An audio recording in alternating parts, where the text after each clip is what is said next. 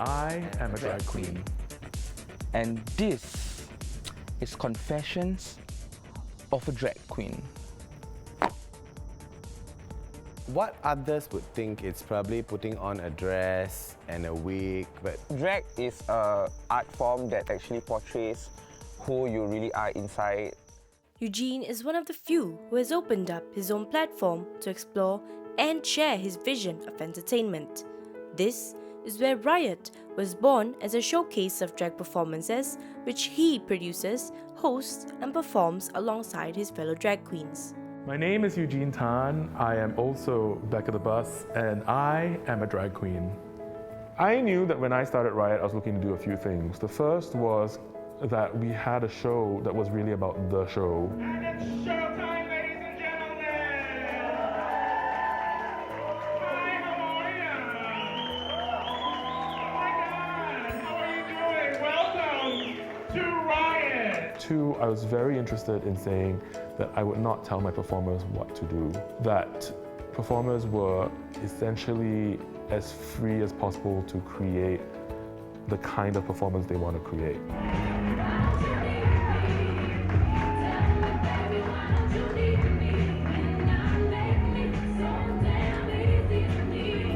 Three, I was very interested in performers becoming stars in their own right. And that means that people know their names, that means people know what they're about, that their personas develop.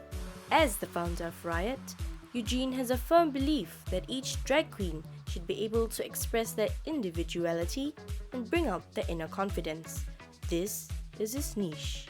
I realized I was 37 last year, my face will eventually collapse. You know, I'm at the point now where it's like if I don't do it now, it won't happen.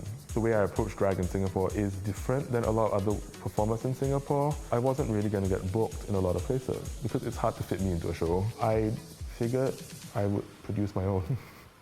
Living in a society where expressions are limitless, it is inevitable that such negative judgments are bound to happen.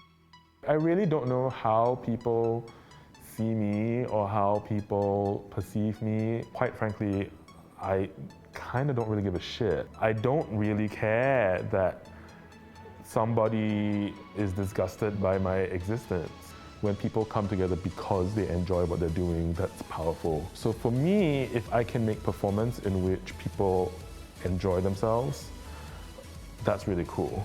If that enjoyment can be used as a way to organize people, that's even cooler. In that sense, I think that there's something very powerful about this idea that if you know that you're going to get what you want, if you know that you're going to find whatever it is that you find pleasurable, that you will just go to something. Unlike Eugene, there are many people who are unable to attain their dream jobs but conform to societal beliefs and climb the corporate ladder. Our next case study will share the few benefits of being a drag queen. Hi everyone, my name is Chris Lim in the day and Sammy Chen at night. I am a drag queen. After all that makeup is on, you will feel different. And I would say you will be bolder to express yourself. You can get away with a lot of things. You know, you can bitch someone totally and you can get away with it because it's all in the name of a joke. This one 啊，哎呦，进大声了 ，sister。I know 被你来的，快点快点，不可以不可以，我肥了，我的 jeans 穿不上。 Being glamorous 24/7 is no easy task.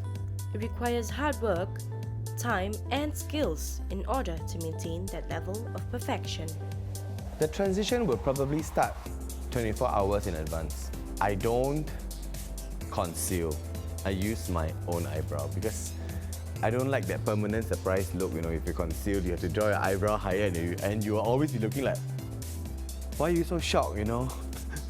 Apart from the effort that needs to be put into this transformation, drag queens have to make certain sacrifices in order to meet the requirements of this dream job, whether they like it or not. I remember having to entertain at a club during the passing of my late father. I had to stay awake at the funeral for like 3 days. 3 days in a row. After I sent him off for cremation on a Saturday, I didn't sleep for 3 days, and the next day, Sunday, I have a show. I just lost my father, and I still had to pretend to be happy, and I had to crack jokes to entertain people. I shouldn't and I cannot have any emotions. Nobody would want to watch a sad show. Everyone comes to be entertained. So you can't put up a show with a sad face and it's like, oh, I lost my father, so what you expect them to do? Take out your bra and then ask them to collect money for you, is it? So there's no way. So you have to be happy. You have to try to make everyone who comes to your show feel entertained and happy, and they leave the club smiling. Being a drag queen is different. When people want you, when people want Sammy Chen, they would want only you. As a freelancer, how much shows you get is how much you earn. How much shows you get in a week, in a month, in a year will decide what are you going to do next year. Can you eat rice? Can you eat porridge? Or can you just drink soup? You see? So this is what a freelancer is about. You cannot cancel a show. It's very unprofessional. As a veteran, Sammy takes professionalism to a whole new level, such that he doesn't let anything or anyone get in the way of his career. Unlike Eugene or Christopher, there are new and upcoming drag queens who are still in the closet, hoping that one day their passion will no longer be a secret. My name is Muhammad Ridwan, also known as Afet, and this is Confessions of a Drag Queen. My lowest point was to know that there was in my family there was no one actually like supporting me. My mom is a single mom, and throughout my whole life, I actually lived without having a male personality in my life. She kind of blamed that kind of like area that why I'm so feminine and why I'm very flamboyant. One thing about my mom, she doesn't like to assume. She doesn't like to conclude like stuff instantly. If you come to my place actually, you can actually see like all my makeup set like in the living room, it's all messed up. So she knows I definitely wear makeup. She knows. But one thing about my mom is she likes to basically live in denial. That could be an option. Or maybe she's just waiting for me to tell her at the right time. Being a son, having to hide his true identity from his own mother, is the biggest heartbreak one could ever imagine going through. Having no support from one family member is hard enough. In Afet's case, it's two. I actually got to know that my sister also talked about it. She was still with a group of friends, the hijabis, like her group of hijabi friends that were talking behind my back, like about what I'm doing is sinful and all. She was like, sometimes I'm ashamed to have a brother like you. That comment really got me to the heart. Based on flesh and blood, they are still going to be like your family. So it got me really emotional when she said that. But I'm thankful that things come around, tables are turned. She is finally the one that is supporting me. She's actually one of the pillars of support that I really look up to, that I really will always listen.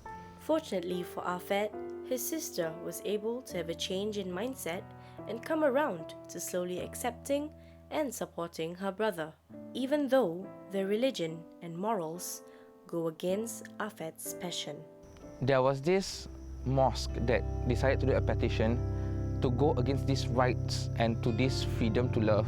It actually made all these Muslims go against this Pink Dot event, and it actually made my sister stuck in between whether should I support my brother, should I let him go to this event, because she just wants me to be safe. But I told her that how long am I going to hide under the rocks? How long am I going to be under your care and all? How long are people going to tell me what to do and what I shouldn't do? At the end of the day, when you die, you're going to answer to God yourself, you see, because us as Islam, we believe that you're going to answer to God. And if Allah questions you, oh, why are you going to do this? Your best friends are going to your people are going to tell you, hey Allah, dia drag queen, Allah bagi mampus. You're not going to say that. Screw all the friends that you think that is going to be with you for the years that is going to come, because most of them are going to leave no matter what. Friends are going to be leaving, but there's going to be new friends that is going to be replacing their place. Your happiness is always first. No matter where it comes from, happiness is always first. Always follow the path that you think is right and not what other people think is right for you. Because at the end of the day, you are the one that is living your life, not them. As an individual who has gone through many hardships, Afet has learned that his happiness is far more important than other people's opinions, and it should not affect his choices in life. Despite the limelight and colourful personas,